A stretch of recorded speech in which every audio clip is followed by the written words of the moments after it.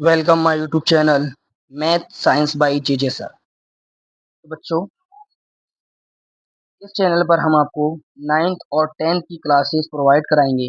जैसा कि मैंने सबसे पहले साइंस के अंदर सब्जेक्ट केमिस्ट्री को लिया है, जिसमें मैं आपको चैप्टर नंबर 1 हमारे आसपास के पदार्थ पढ़ाऊंगा, जिसको हम मैटर इन अवर सराउंडिंग भी कहते हैं। तो सबसे पहले बच्चों, मैंने इस चैप्टर के अंदर उन टॉपिक्स को आपके सामने लिख दिया है जो आपको इस चैप्टर के अंदर पढ़ना है। जैसा कि हमें सबसे पहले बेटा इस चैप्टर का परिचय पढ़ना है, उसके बाद हमें पदार्थ की परिभाषा पढ़नी है और पदार्थ क्या होता है उसके बारे में पढ़ना है। उसके बाद हमें पदार्थों को कणों के अभिलाक्षणिक गुण पढ़ना है।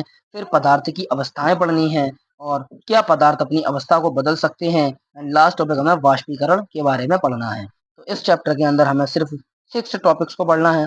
जैसे कि सबसे पहले हमें इसका परिचय पढ़ना है, तो आइए सबसे पहले हम इसके परिचय के बारे में पढ़ते हैं। तो चैप्टर का नाम है हमारे आसपास के पदार्थ। तो यानी ये जो चैप्टर है हमारा, वो हमारे पदार्थ से रिलेटेड है।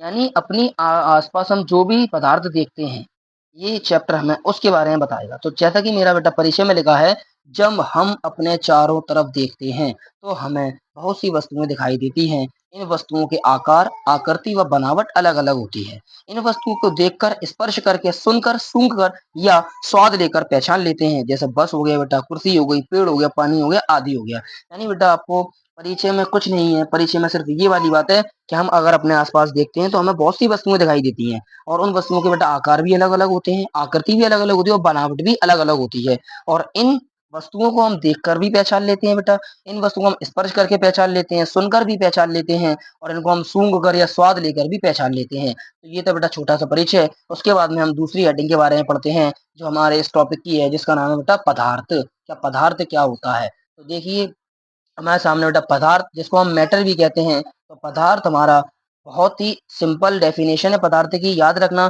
पदार्थ हमेशा वह वस्तु होती है जो स्थान घेरती है और द्रव्यमान रखती है। जैसा कि मैंने लिखा है, पदार्थ वह वस्तु है जो स्थान घेरती है, द्रव्यमान रखती है, तथा जिसे हम अपनी 5 इंद्रियों में से किसी एक या अधिक से द्वारा अनुभव कर सकते हैं।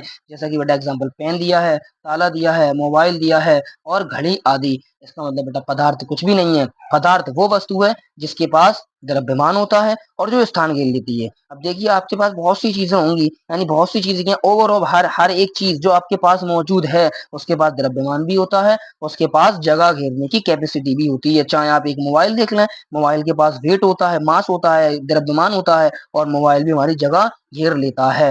ये हुआ बेटा हमारा पदार्थ। आइए हम अपने तीसरे टॉपिक की तरफ बढ़ते हैं, जिसका नाम है बेटा पदार्थों के कणों के अभिलाक्षणिक गुण।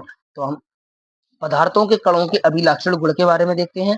तो सबसे पहले अगर हम बात करें पदार्थों के कणों के अभिलाक्षणिक गुण, तो पहली बात ये होती है कि हमारा पदार्थ बेटा किससे मिलकर बना है।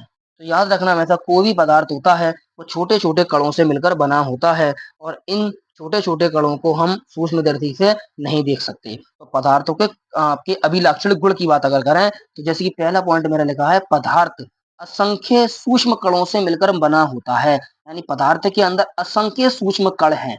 इन सूक्ष्म कणों का आकार अकल्पनीय होता है, यानी हम इनकी कल्पना नहीं कर सकते कि ये कितने बड़े हो सकते हैं और कितने छोटे हो सकते हैं, और इन्हें उच्च क्षमता के सूक्ष्मदर्शी से देख पाना भी संभव नहीं है।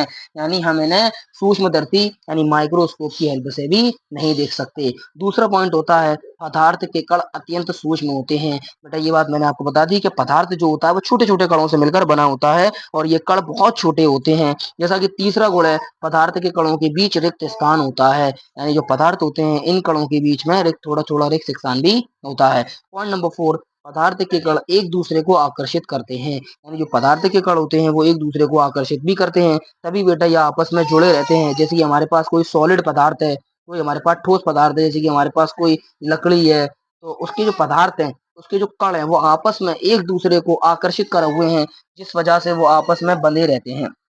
पांचवी प्रॉपर्टी, पदार्थ के कण निरंतर गतिशील होते हैं। यानी बेटा जो हमारे पदार्थ के कणों के गुण हैं, वो हमेशा, जो पदार्थ के कण होते हैं वो निरंतर गतिशील, यानी गतिशील, वो हमेशा हवा में यानी गतिशील रहते हैं, मोशन करते रहते हैं।